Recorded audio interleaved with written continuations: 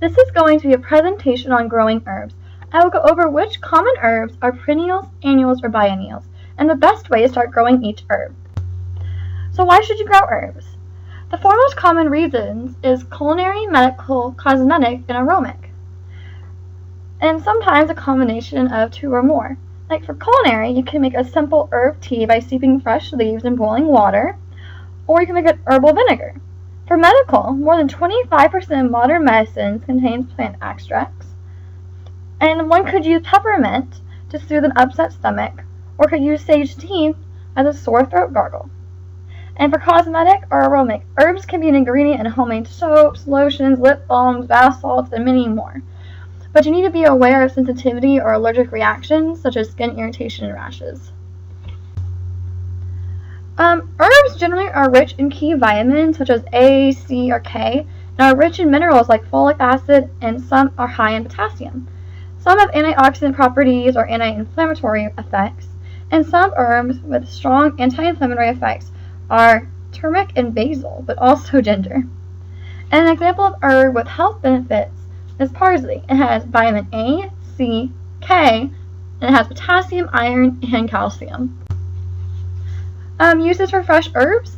Fresh herbs can be used to garnish salads and hot foods, can be added to fruit salads or baked goods in order to give a more sweet or savory taste. You also can add fresh herbs to simmered foods prior to serving, or add dried herbs at the beginning of a simmering soup or stew to extract the most flavor out of the dried leaves. Fresh herbs can also be used to flavor vinegars, sugar, salt, liquors, jellies, and jams. So, just a quick refresher real quick. Annuals are plants that perform their entire life cycle from seed to flower to seed within a single growing season. All roots, stems, and leaves of the plants die annually. A perennial is a plant that persists for many growing seasons, and a perennial is a plant which requires 2 years to complete their life cycle. But the first season growth results in a small rosette of leaves near the soil's surface, and during the second season's growth, stem elongation, flowering and seed formation occur, followed by the entire plant's death. So the most common annual herbs are anise, arugula, basil, burnet, borage, chervil, cilantro, and dill. Keep in mind, however, that different varieties of an herb may not be annual, but in general, the herb is an annual. The most common perennial herbs are mint, rosemary, chives, fennel, hyssop, lavender, lavage, marjoram, oregano, tarragon, thyme, and catnip. Biennial. Not very many of these, but the most common is parsley and caraway. So where can you get your herbs? You can get your herbs from stem cuttings, root divisions, seeds, or seedlings. You can increase the odds of your herbs taking root and growing if you know the best way to start them. So some herbs will grow really well when you start them early from seeds. These herbs are as shown. But one source, though, said thyme may not be true to seed, but should be purchased and taken as a cutting, but I've always started from a seed and it always grows fine.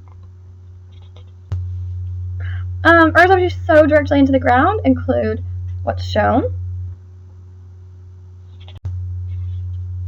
Rosemary, coriander, lavender, centinela grow well when you buy seedlings and then plant them after the last frost date.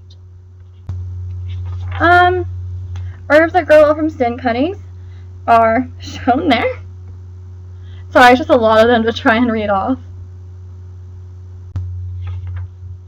And finally, herbs that grow well from root divisions are rosemary, sage, sweet woodruff, tarragon, valerian, rue, centinela, tansy, thyme, and yarrow.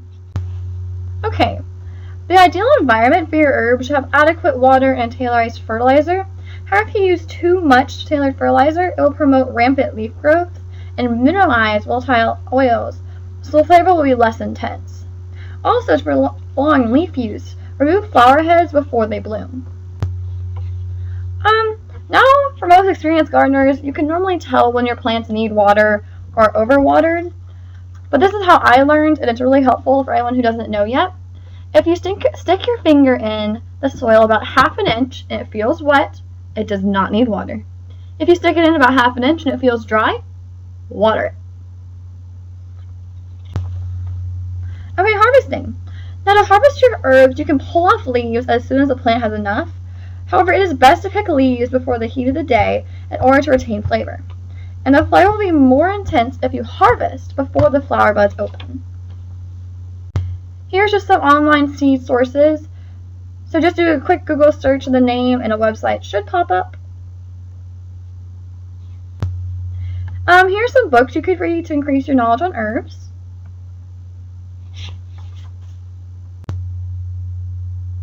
And here's some sources that I used in order to make this presentation. Thank you so much for watching, and I wish you the best in your gardening endeavors.